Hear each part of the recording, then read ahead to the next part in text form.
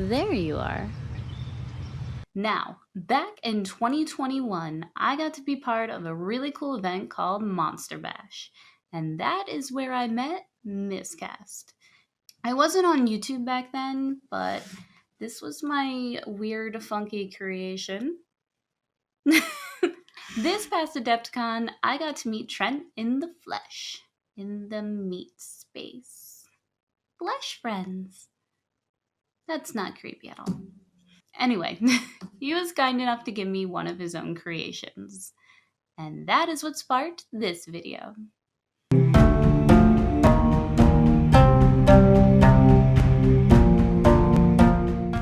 I'm going to link his video about his miniatures in the description below. But if by some chance you haven't stumbled across his channel yet, please go check it out because he is seriously one of the nicest and most creative people I have ever met.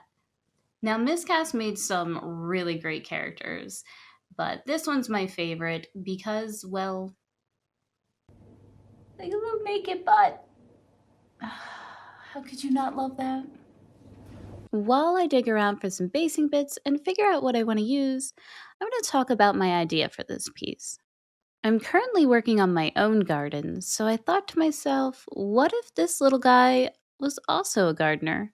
And I'm a huge fan of 80s fantasy movies. Looking at this mini, it really gave off that vibe to me, which gave me another idea. I'm going to relive my childhood with this piece and pull inspiration from some of my favorite 80s fantasy movies. One of my favorite characters being Ludo from The Labyrinth.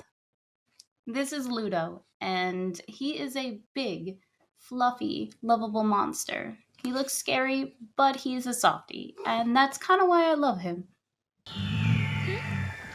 Ludo, down!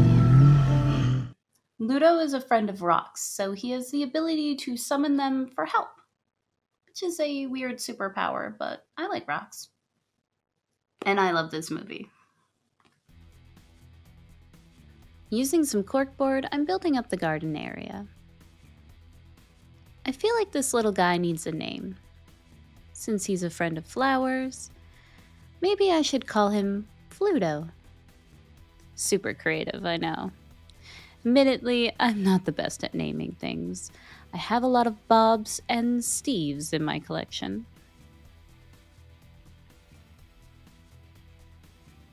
Let's make Fluto's flower friends.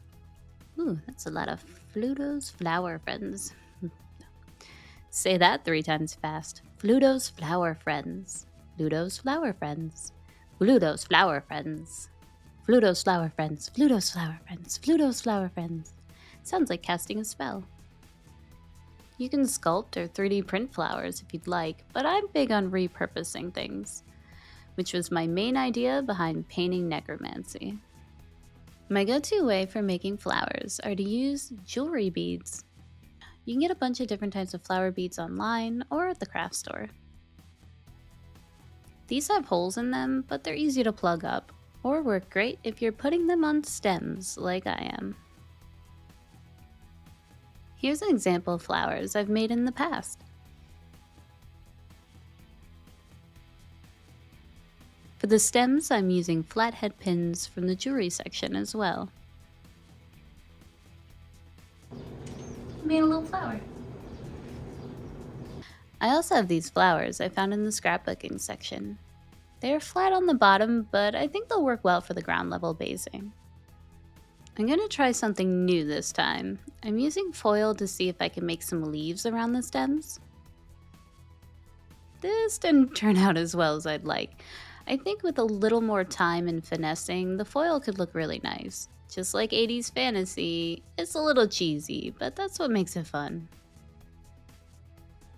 I feel like if you are a neurodivergent hobby swapper like me, you have spent a lot of time trying out and collecting supplies for random abandoned hobbies.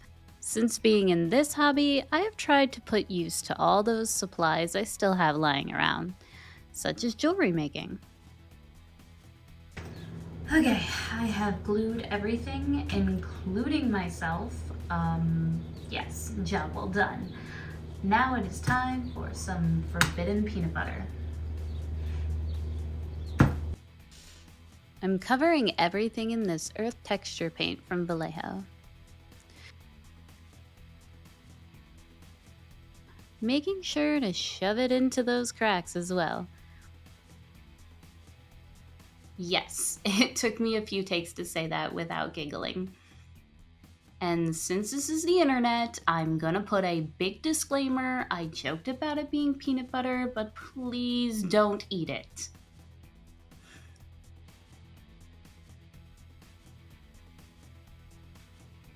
I started putting down some of the flowers, and then I had a thought. This garden needs a pathway. So I added a few tiny bricks leading up to Fluto.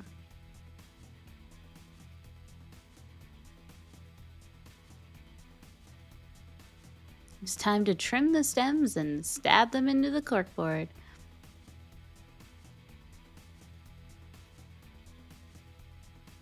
Added a little bit more earth texture and then let them dry for a few hours before priming.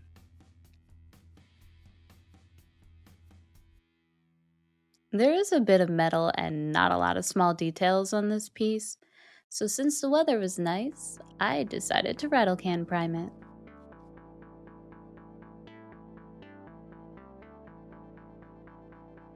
If you're a fan of 80s movies, you'll notice they tend to have a similar color palette, with golden skins, reds, and browns. The art tends to have brighter colors, so I'm using this artwork from the Beastmaster film for inspiration.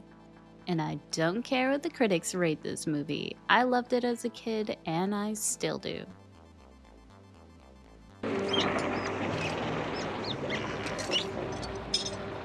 It's a little late.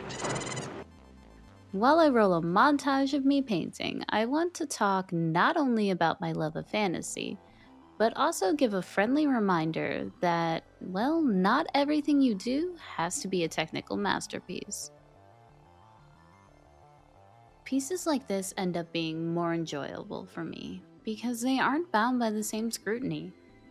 I have heard many stories of competition or high-end painters who feel the pressure of always needing to put out their best work, or being held to the standard of their winning pieces. To me, that would just suck the joy out of this hobby. While I love pushing myself to paint at a higher quality to expand my skills, I'm also reminding myself and others that this is a hobby. It's meant to be fun. So why not make fun things? I'll say it again. Make fun things.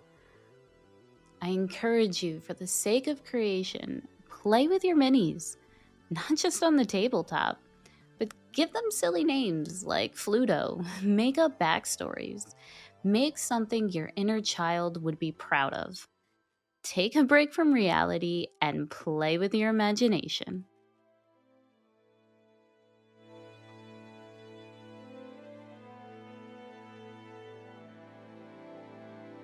A few little details and he's all done.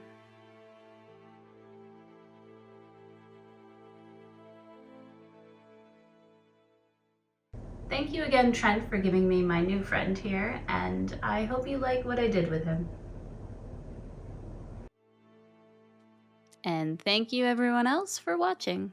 Please like and subscribe as it helps encourage me to make future content. Happy painting!